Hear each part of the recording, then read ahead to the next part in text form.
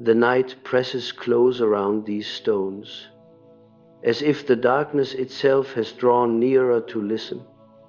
And I tell you this without embellishment. The veil between the worlds has thinned, and those among you who feel deeply, those whom the world mockingly calls empaths, have sensed its trembling long before the others even noticed a shift. You stand here not merely as sensitive souls, but as sentinels stationed at the frontier of the collective unconscious, absorbing tremors that signal the end of an aeon.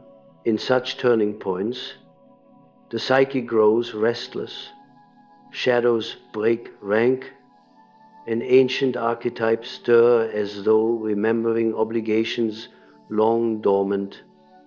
The world believes the change is external, political, social, environmental, but you feel the rupture within the psychic field itself, the subtle rearrangement of patterns that precedes outer upheaval. You feel it in your bones, in the anxious flutter that does not belong to your personal story, in the strange dreams filled with collapsing bridges, fractured mirrors, or forgotten children calling from behind doors. These are not private symbols. They are messages from the depths, echoing through the sensitive vessel of your nervous system. You are not breaking. You are registering what others cannot yet perceive. Yet, within each of you, an older struggle precedes even this collective turning.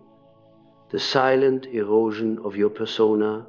You have worn a mask of benevolence, patience, and unyielding softness for so long that you believed it was your face. The world applauded your gentleness because it made you predictable, easy to use, and safe for those who feared their own shadows. But the pressure of the age, the psychic tremors of what approaches, have begun to crack that mask. Your exhaustion is not merely the fatigue of overwork or emotional labor. It is the death rattle of an identity that has outlived its usefulness. When the persona frays, one feels disoriented, as though wandering through a dream where the familiar dissolves. You mistake this unraveling for weakness, but it is the soul's revolt against an identity that was never truly yours. The nice persona, this elaborate facade of self-sacrifice and hyper-attunement, has functioned as a buffer between your inner world and the unbearable demands of others. But masks, even noble ones, become coffins when worn too long. Observe how your body responds when you consider withdrawing from the suffering of others. A pang of guilt rises, as though you are betraying some cosmic duty. This guilt is not virtue, it is conditioning. Somewhere in your early life, perhaps through an unpredictable parent or a volatile environment, you learn that peace was earned by anticipating the needs, moods, and storms of those around you. Thus, the empath became a watchtower, scanning the horizon for emotional shifts, believing that survival depended upon constant vigilance. The body never rested because the psyche never trusted its right to exist without performing. You have confused self-erasure for love and believed that saving others granted you identity. But now the unconscious rebels. It demands authenticity, not appeasement. It demands individuation, not perpetual sacrifice. And the growing intensity you feel is not punishment, it is invitation. Let us speak plainly of the archetypal traps that ensnare you. The first is the ancient figure of the Savior, a seductive and destructive configuration of the psyche. This archetype disguises itself as compassion, but is often rooted in fear. You attempt to rescue others, not merely out of love, but to avoid descending into your own abyss. It is easier to heal someone else's wound than to confront the serpent coiled in your own unconscious. Easier to drown in another's suffering than to feel the long-suppressed rage, loneliness, or unintegrated shadow that remains unspoken within you. The savior complex allows you to postpone your own confrontation with the darkness, yet every postponement increases the tension between the mask and the true self. Worse, you attract the wounded, the chaotic, and the devouring personalities who sense your willingness to bleed for them. They do not consciously intend harm, but their unconscious hunger devours the energy of those who offer themselves without boundaries. And you, believing that your suffering is noble, continue the sacrifice until resentment festers in the corners of your soul. The very resentment you vowed you would never feel. Thus you become a prisoner of your own goodness. Yet, the second trap is even more insidious. The empath becomes the mirror. In this archetypal configuration, you absorb the projections of others until your own reflection is lost behind the fog of their desires, fears, and narratives. You have been told repeatedly that your sensitivity is a gift, but no one warned you that without boundaries it becomes a curse. When someone wounded stands before you, you feel their tremor in your chest. When someone angry approaches, your stomach tightens as though preparing for impact. When someone hopeless speaks, your breath becomes shallow, as though inhaling their despair. You mirror these emotions so seamlessly that others feel understood, comforted, even healed in your presence. But what becomes of the one who mirrors? The mirror reflects but does not possess.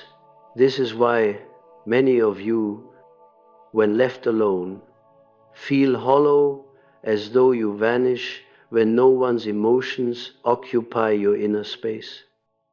This hollowness is not a flaw, it is the after effect of years spent absorbing the psychic residue of others. Your identity, shaped around reflection rather than expression, never fully formed. Now, at the cusp of this global psychological shift, the unconscious demands that you step out of the reflective state and reclaim the contours of your own being. What complicates matters is that the world has benefited profoundly from your self-erasure. You became the confidant, the healer, the emotional anchor, the one who sensed danger before it materialized, the one who understood the unsaid, but rarely, if ever, has the world offered you the same depth of understanding in return. When the empath reaches the threshold of exhaustion, the world does not notice. It only notices when the empath stops performing. And now, as the aeon turns, the unconscious is no longer willing to let you remain in service to a persona that has kept you small. You may feel agitation, restlessness, or an inexplicable sense that something within you is dying. It is not your light that is perishing. It is the old identity that cannot follow you into the new psychological landscape. You must understand the peril of entering 2026 with a nice persona intact. The energies of the coming period will no longer tolerate identities built on self-denial. The collective unconscious is shifting toward differentiation, clarity, and the reclaiming of personal power. Those who cling to outdated patterns of self-sacrifice will not merely suffer, they will fracture under the weight of inner conflict. The unconscious does not negotiate when evolution is required. It dismantles, it disrupts, it forces the confrontation that has long been avoided. For the empath, the danger is not external chaos, but internal stagnation. If you continue to play the savior, you will attract even more devouring personalities. If you continue to be the mirror, you will lose whatever is left of your center. And if you continue to maintain the nice persona, the shadow you have refused will rise with a force that may terrify you.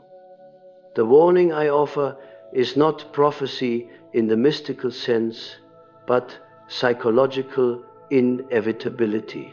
When enantiodromia approaches the great reversal, in which a system becomes its opposite, those who resist transformation suffer the most violent corrections. The empath who refuses boundaries will find themselves engulfed. The empath who avoids anger will be consumed by it. The empath who suppresses individuality will awaken one day in the ruins of a life built entirely for others. The unconscious does not punish, it balances, and balance, when long denied, arrives like a storm. You believe you are losing your softness, but what is truly dissolving is your compliance. You believe you are becoming cold, but what is awakening is discernment.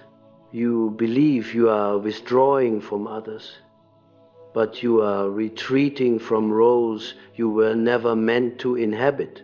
The psyche is guiding you back to yourself, away from the archetypal traps that drained your essence.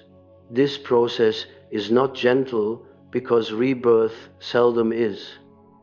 But the alternative, remaining a mirror, a savior, a mask, is no longer viable. The age has turned, the veil has shifted. The sentinel within you must rise, or be consumed by the very forces you were once able to hold at bay. What you feel now is the beginning, a dissolution, a trembling, a whisper from the depths demanding that you no longer betray yourself. You are standing at the threshold of individuation, though it may feel like the threshold of collapse. Both are the same doorway, viewed from different stages of awakening. In the months ahead, the unconscious will test every identity you constructed out of fear, duty, or longing, and only the authentic self will endure. Everything else will fall away. The dissolution you feel gathering at the edges of your consciousness is not merely an ending, it is a summons. And as we continue, I must tell you something you have long suspected but never dared articulate. The empath was never meant to remain a passive observer of human suffering. You were shaped by the unconscious to perceive subtleties others dismiss, to feel the currents beneath the visible world, to recognize the tremors of truth as they ripple through the collective psyche. Yet this gift has been twisted by circumstance into burden, What was meant to serve your individuation has instead been used to bind you to roles that devour your vitality. You walk into rooms and sense the unspoken tensions, the buried griefs, the concealed motives, and without hesitation you absorb them, identifying the emotional atmosphere before you identify your own needs. This attunement is not accidental, it is ancestral.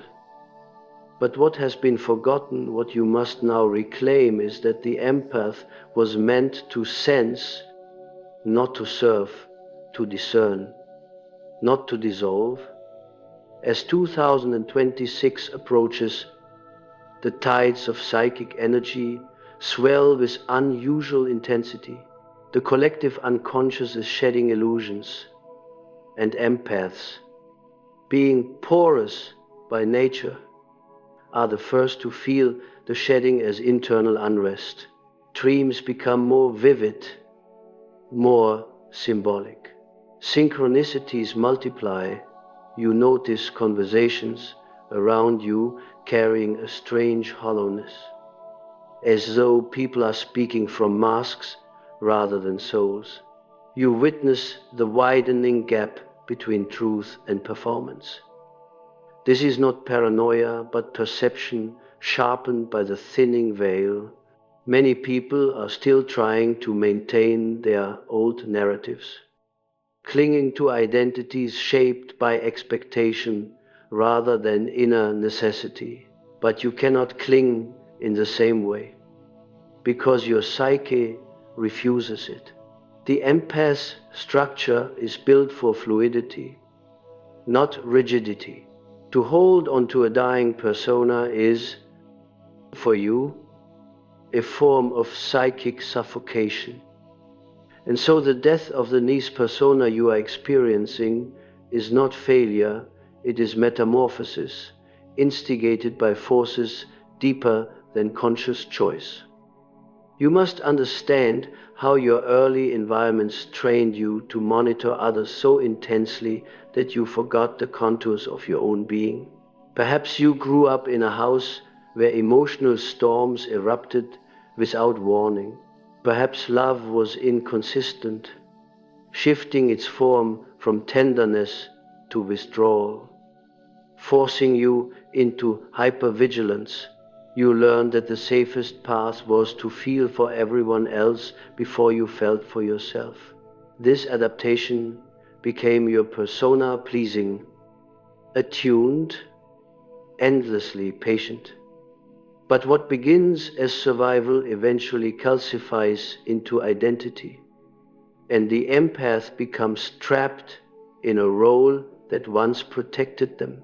The unconscious, however, remembers the truth long before the ego does.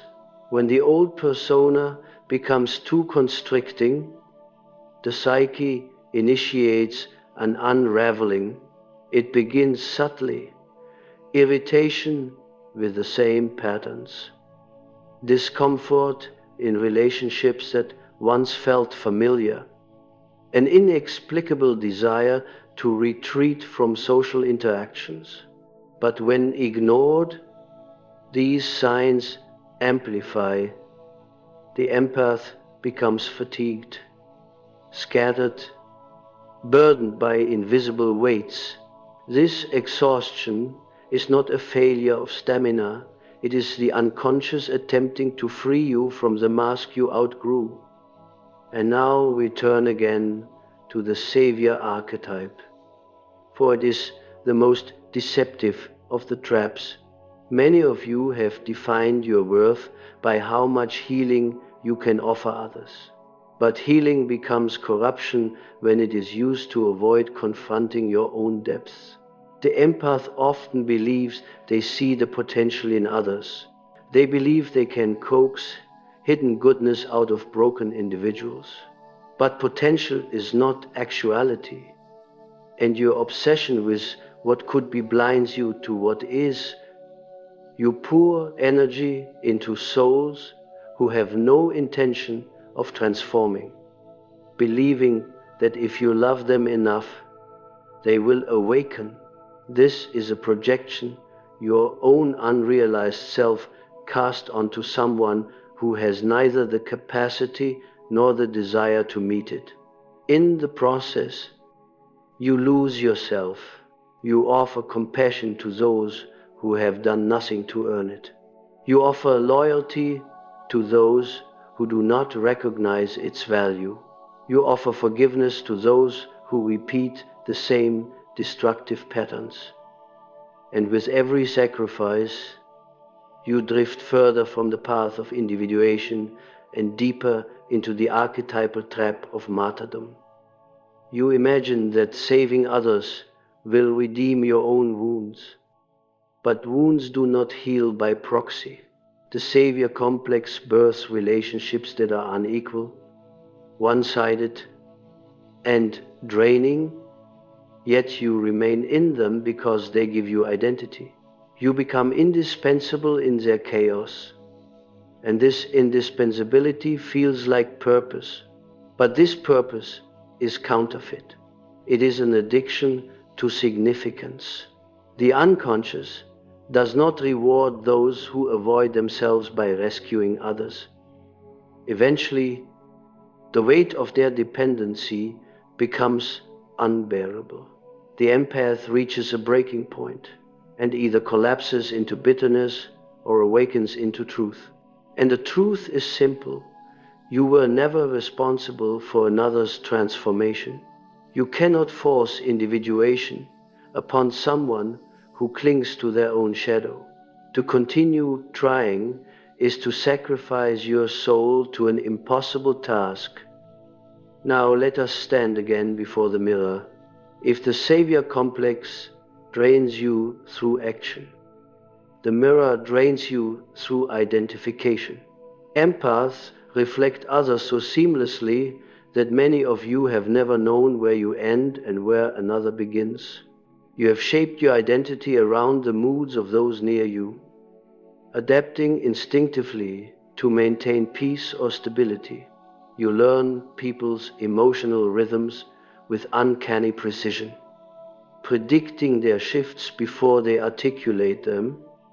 But in doing so, you become a psychological chameleon, visible only through the eyes of others. When left alone, many empaths experience an internal void, an eerie silence where identity should be. This is not emptiness, but absence, the absence of self that was never allowed to take shape. You have spent so long mirroring external worlds that your inner world remains uninhabited. The unconscious now demands that you take residence within it. This requirement is not optional. The era you stand upon will not permit the continuation of these archetypal traps for decades, perhaps lifetimes. You survived by dissolving, but dissolving is no longer a viable strategy. The collective field is accelerating. Energetic boundaries are becoming sharper, more necessary, as the unconscious purges illusions from the world. Those without firm identities will feel destabilized. The empath, if still trapped in the mirror, will absorb this collective turbulence as personal crisis. You will feel others' fears as your own, their confusion as your confusion, their emotional storms as your inner weather. This will lead to psychic overload, and so the unconscious urges you now forcefully, insistently to withdraw from identities built around reflection. Many of you have already felt this urge, the sudden desire to be alone, the instinct to step back from draining relationships, the inability to tolerate superficial conversations. You may worry that you are becoming cold or distant, but distance is not indifference. It is the beginning of self-ownership. When an empath withdraws, It is often the first sign that the psyche is making space for the true personality to emerge. The nice persona cannot survive this phase because it was constructed for social harmony, not individuation. The unconscious is now dismantling anything that stands between you and your authentic nature. This dismantling may feel violent, especially if you resist it. But the psyche does not destroy without purpose. It removes only what obstructs your evolution.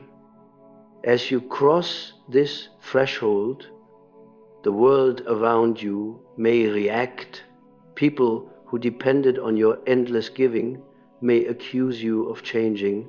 They may call you selfish, distant, or cold.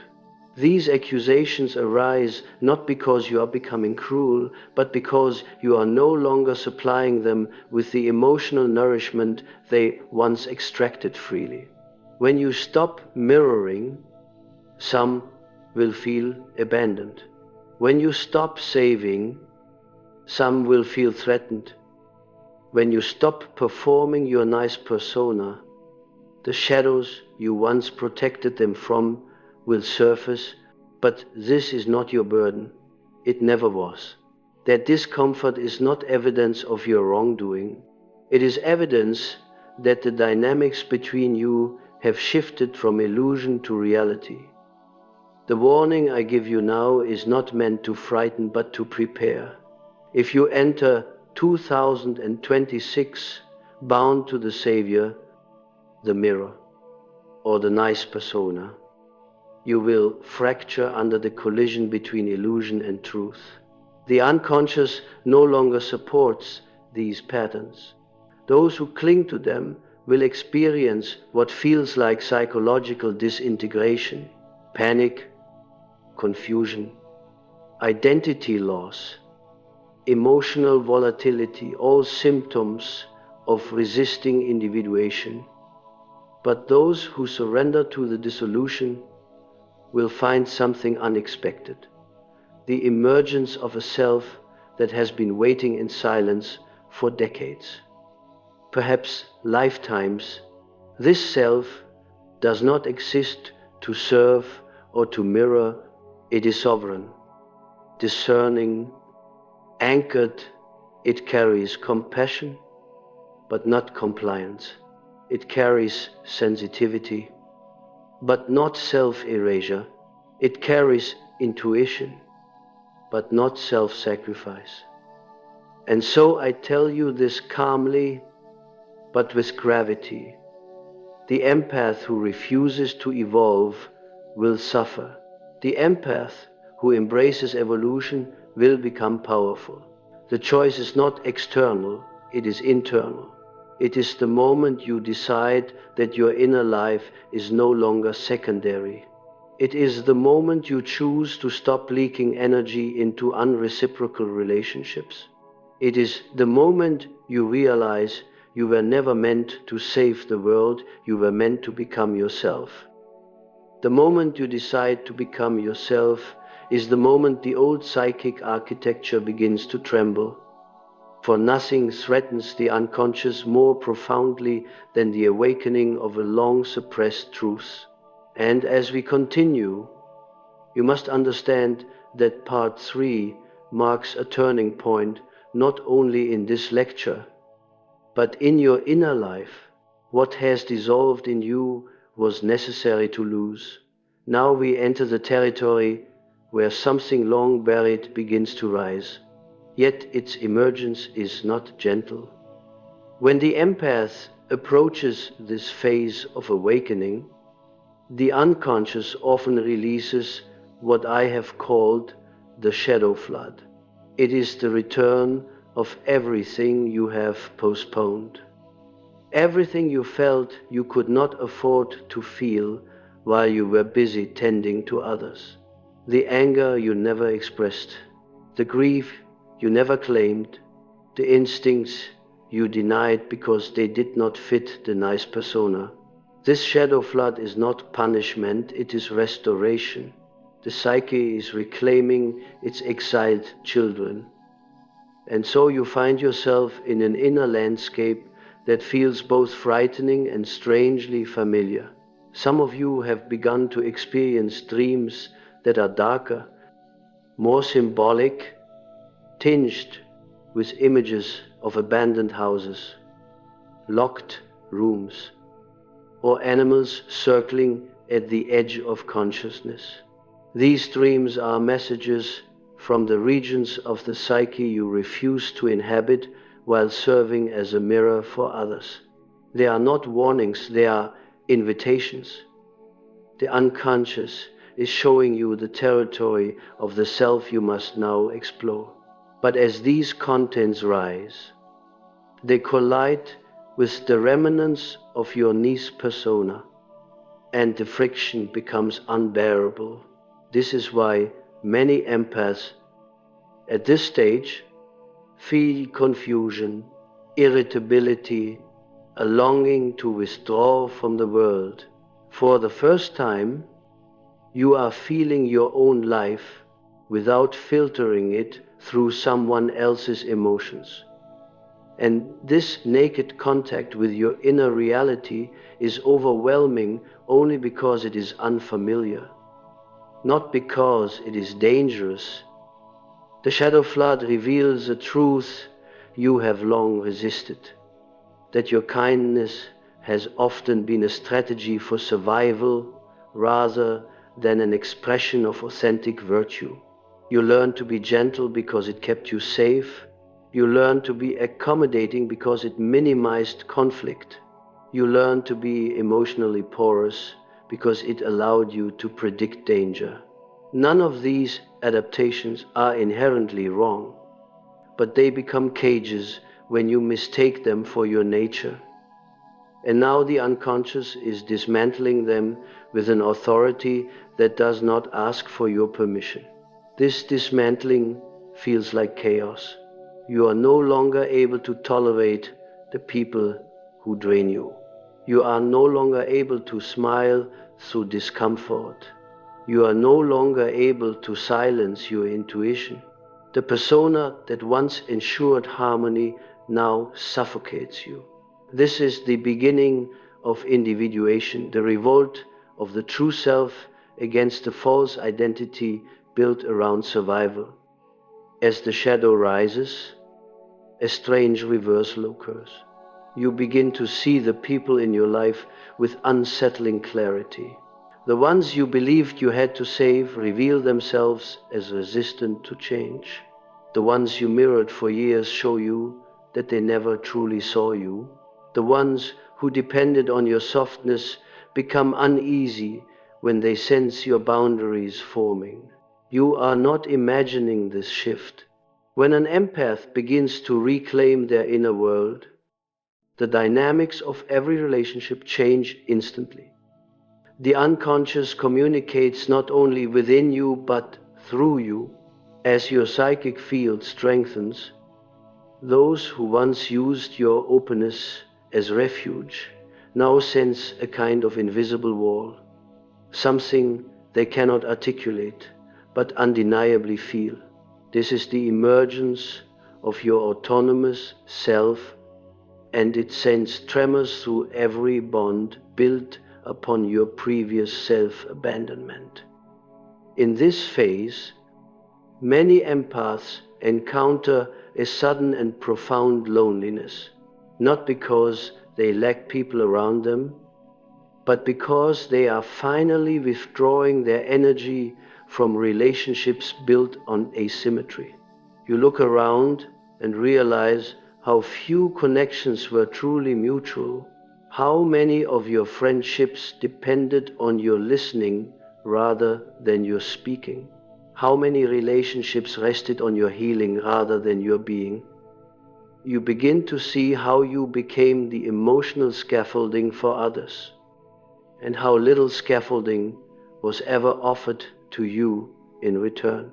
This loneliness is not a void, it is a clearing. The psyche is preparing a space where the true self may finally take root. But before it does, Everything that does not belong to you must fall away. In this same clearing, another truth emerges. The empath's intuition, once clouded by emotional absorption, begins to sharpen without the noise of others' energies overpowering your own. Your inner voice becomes distinct. What was once a whisper becomes unmistakable. You begin to sense when someone is lying, not through analysis, but through the subtle contraction of your inner field. You begin to sense when someone sees you only as reflection or resource. Your body reacts before your mind does. This sensitivity is not new. It is newly unencumbered. It has always been your gift, but now it functions without the distortion of people-pleasing. And with this clarity comes a new tension, the realization that you cannot remain in environments that your intuition rejects. This is one of the most difficult aspects of the empath's awakening, for it demands choices that break old loyalties.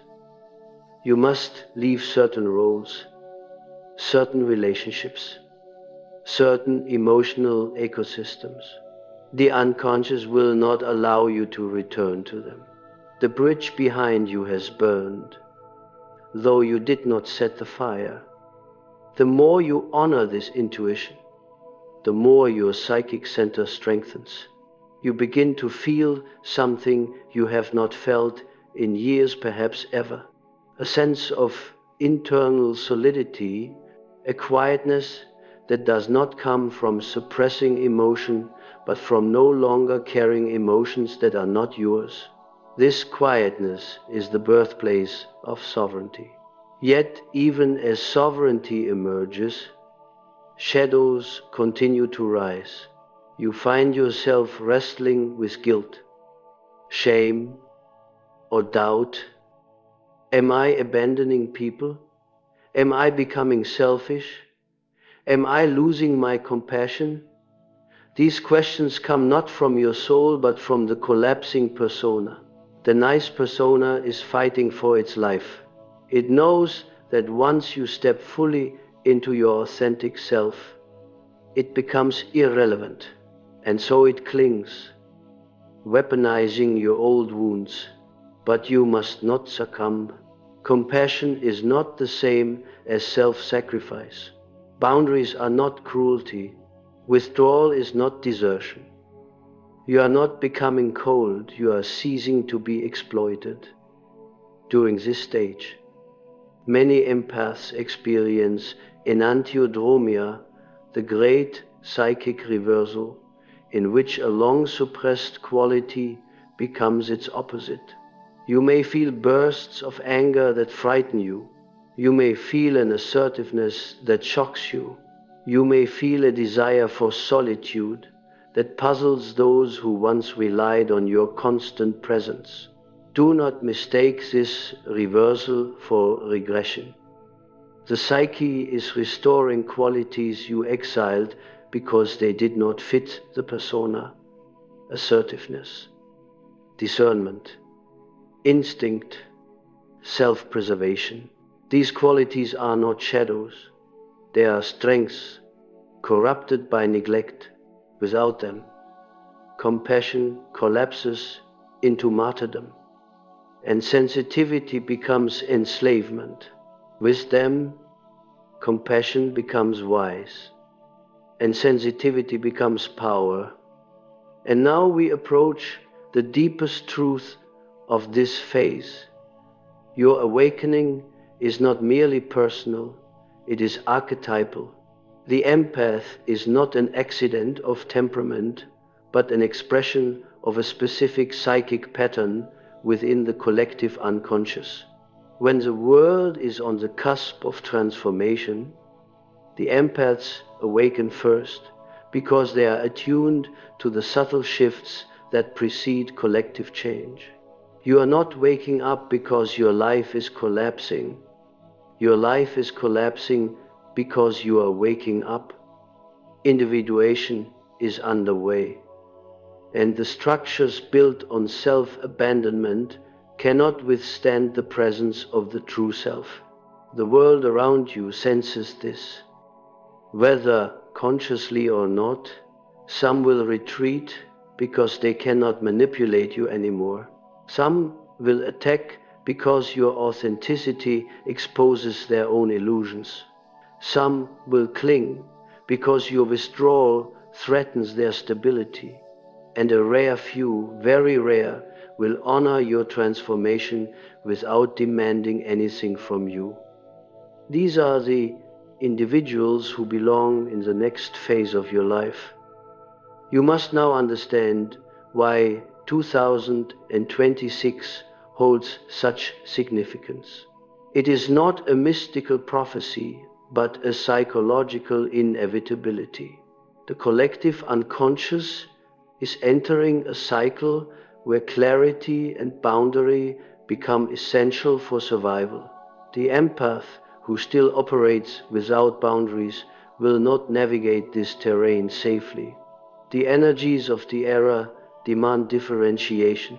To remain porous is to drown. To remain self-sacrificing is to break. To remain a mirror is to disappear. The unconscious is not asking you to become someone new.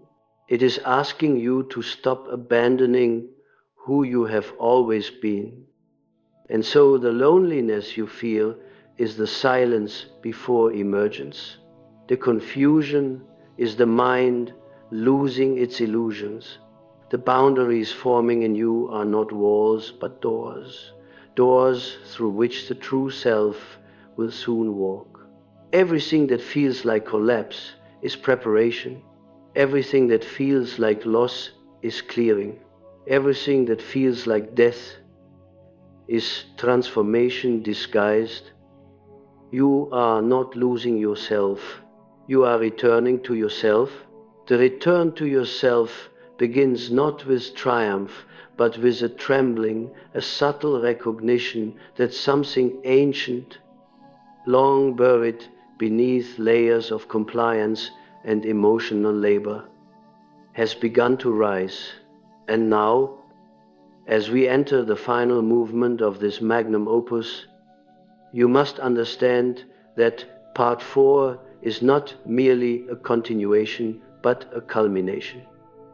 What has dissolved, what has burned away, what has confronted you in the shadowed corridors of your psyche, all of it leads to this: the emergence of the sovereign empath, the one who no longer serves as vessel, mirror, or savior, but as an autonomous center of consciousness. You cannot imagine yet how radically your inner landscape will change when the true self steps forward. It does not announce itself with fanfare or ecstasy. It arrives quietly, like a figure stepping through a doorway you did not know existed. And when it takes its place, the first sensation is often disorientation. You look at your life and realize how many decisions were made from fear rather than intention, how many relationships were maintained through duty rather than reciprocity, how many versions of yourself you performed in order to earn a sense of worth that was your birthright all along. The true self does not indulge these illusions. It strips away anything that cannot thrive in authenticity. It reveals where you have pretended, where you have tolerated, where you have silenced the inner voice for the sake of peace that was never real. In this unveiling, you may experience grief not for what was lost, but for what you never allowed yourself to become. The grief of the empath is particularly profound, for you realize that your life has been spent carrying the emotional weight of others, building stability for those who offered none in return, offering love to those incapable of reciprocating it, and suppressing your deeper instincts so as not to disturb the fragile peace that others demanded of you. This grief is not a regression, it is a right. It is the mourning of a life lived in fragments. Allow it, witness it without judgment. The inner child who learned to anticipate the world's storms must now be held, not abandoned. The unconscious, once a reservoir of borrowed emotion, must now become a wellspring of your own truth. And then, slowly, the sovereign archetype emerges. It is the counterpart to the mirror and the antidote to the savior. Where the savior tries to transform others, the sovereign transforms themselves. Where the mirror reflects others' emotions, the sovereign reflects upon their own. Where the nice persona pleases to avoid conflict, the sovereign speaks with clarity. Even when truth shakes the foundation of familiar relationships. This archetype is not tyrannical, it is centered. It does not seek control, it embodies presence. It does not demand submission, it demands authenticity. As the sovereign rises within you, the world responds in strange and revealing ways. Some will feel threatened, for they were nourished by your self-abandonment. Others will feel confused, for they mistook your mirroring for intimacy. A few will feel awe, for they recognize, even if unconsciously, that you are embodying a form of strength that has been missing from the collective field. And most importantly, you will feel yourself differently. You will notice the contours of your own preferences, desires, rhythms. You will feel an instinctive contraction when someone's energy is misaligned with your path. You will sense a clear boundary where once there was none. You will speak less but say more. You will no longer tolerate roles that require your diminishment. This is the beginning of psychic sovereignty. Yet sovereignty does not come without trial. The unconscious, in its ruthless devotion to truth, will test your newfound boundaries. Old patterns will resurface briefly, not to reclaim you, but to confirm that you have outgrown them. People from your past may reappear, sensing unconsciously that their old influence no longer holds. Emotional triggers you once collapsed under will re-emerge, but this time you will observe them with detachment rather than drowning in them. These tests are not obstacles, they are confirmations. They signal that the psyche is reorganizing itself around authenticity rather than adaptation. As we approach the final threshold, you must hear the most important truth of this entire lecture. The empath's awakening is not about becoming harder, it is about becoming whole. You were never meant to discard your sensitivity. You were meant to wield it with discernment. The world needs empathic consciousness, but not in its wounded form. It needs empaths who know where they end and others begin. It needs empaths who can perceive truth without absorbing chaos. It needs empaths who can love without betraying themselves. The wounded empath dissolves into others. The sovereign empath stands anchored in their own center and therefore becomes a force of clarity in a world drowning in psychic distortion.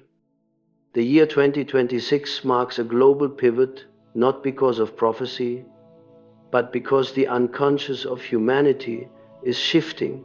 The archetypal patterns that governed the last decades are unraveling. Individual consciousness is being called to maturity at a pace that feels relentless. And those who remain entangled in old identities will feel the psychological turbulence intensely. But you, because of your awakening, are not meant to be swept away by this turbulence. You are meant to navigate it, to stand in it, to become a lighthouse in it. Your boundaries, intuition, and inner clarity will become not only your salvation but your guiding instrument. The empath who individuates becomes an oracle, a translator of the unconscious, a mediator between the seen and unseen realms. And as you step into this role, something extraordinary happens. The energy you once poured into saving others returns to you. The emotional labor you gave away freely becomes fuel for your own transformation. The intuition you used to monitor danger becomes a compass for your purpose.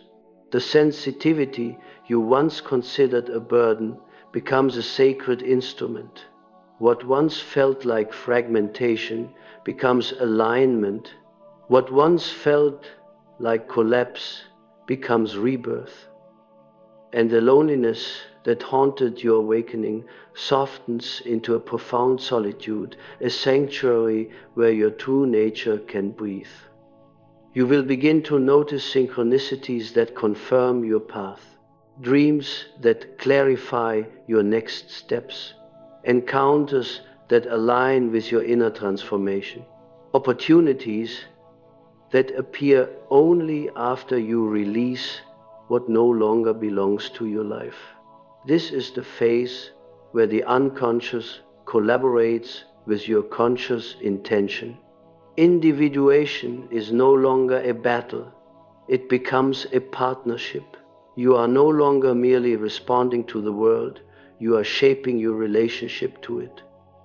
In this final turning, you must remember the central truth of Jungian psychology. The self is not a distant ideal, it is an immanent reality seeking expression through you.